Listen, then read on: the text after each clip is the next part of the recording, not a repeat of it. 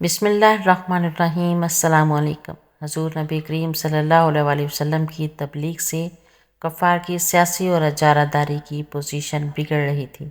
ایک دن بڑے بڑے سردار ابو جہل کی زیر قیادت غروب آفتاب کے بعد حرم کعبہ میں جمع ہوئے۔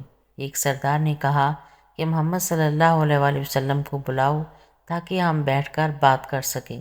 حضور اکرم صلی اللہ علیہ وسلم تشریف لائے۔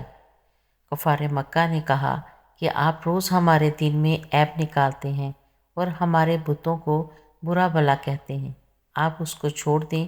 انہوں نے آپ صلی اللہ علیہ وسلم کو کئی قسم کے لالچ بھی دیے اور دھمکیاں بھی دیں، لیکن نبی صلی اللہ علیہ وسلم نے ان کی پیشکش مسترد کر دی۔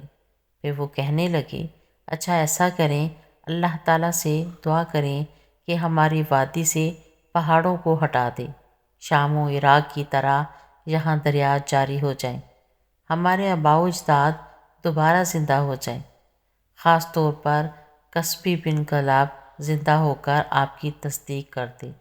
مزید کہا کہ کم از کم ایک فرشتہ ہمیشہ آپ کے ساتھ ساتھ رہے۔ پھر کہنے لگے، یہاں سونے اور چاندی کے ڈھیر لگ جائیں، اگر ایسا ہو گیا تو ہم ضرور ایمان لے آئیں گے۔ حضور اکرم صلی اللہ علیہ وسلم نے فرمایا، مجھے اللہ تعالیٰ نے ان حقیر مطالبات کے لیے نبی بنا کر نہیں بھیجا۔ پھر وہ کہنے لگے کہ ہمیں پتہ چلا ہے کہ جس رحمان کی آپ باتیں کرتے ہیں، معاذ اللہ وہ تو یمامہ کا رہنے والا ایک شخص ہے جو آپ کی ساری باتیں سکھاتا ہے اور آپ وہی باتیں ہمیں سنا دیتے ہیں۔ قریش مکہ کی یہ بے بنیاد باتیں سن کر حضور اکرم صلی اللہ علیہ وسلم انہیں اللہ کا پیغام سنا کر واپس تشریف لے گئے۔ قریش ابھی بیٹھے تھے۔ ابو جہل نے اپنے ساتھیوں سے کہا کہ دیکھا تم نے، حضور صلی اللہ علیہ وسلم تو کسی فیصلے پر رضامند ہی نہیں ہوتے۔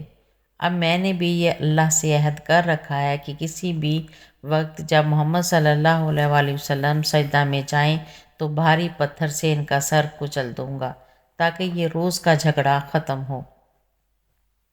اس کے بعد چاہے تو تم لوگ مجھے بے یار و مددگار چھوڑ دو کہ بنو عبد مناف یعنی رسول صلی اللہ علیہ وسلم کا خاندان مجھ سے جیسا جی چاہے سلوک کرے اور چاہے تو میری حفاظت کرو۔ اس کے ساتھیوں نے کہا، واللہ ہم تمہیں بے یار و مددگار نہیں چھوڑیں گے، لہٰذا تمہارا جو جی چاہے کر گزرو۔ اس تجویز کے مطابق ابو جہل ایک بھاری پتھر لے کر کعبہ میں پہنچا اور مناسب موقع کا انتظار کرنے لگا۔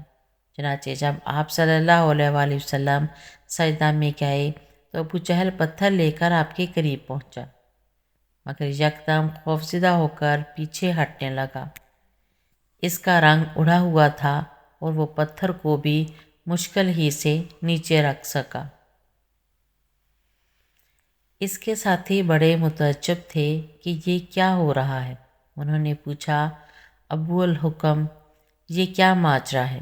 وہ کہنے لگا، جب میں محمد صلی اللہ علیہ وسلم کی طرف بڑھ رہا تھا تو ایک بہت بڑا نر اونٹ مجھے نظر آیا۔ باخدا میں نے کسی اونٹ کی ایسی ڈراؤنی کھوپڑی گردن اور ایسے ڈراؤنے دانت کبھی نہیں دیکھے۔ وہ اونٹ مجھے نگل جانا چاہتا تھا اور میں نے مشکل سے پیچھے ہٹ کر اپنی جان بچائی۔ میری ایسی مزید ویڈیو دیکھنے کے لیے میرے چینل کو سبسکرائب کریں، ویڈیو کو لائک اور شیئر کریں۔ اللہ حافظ۔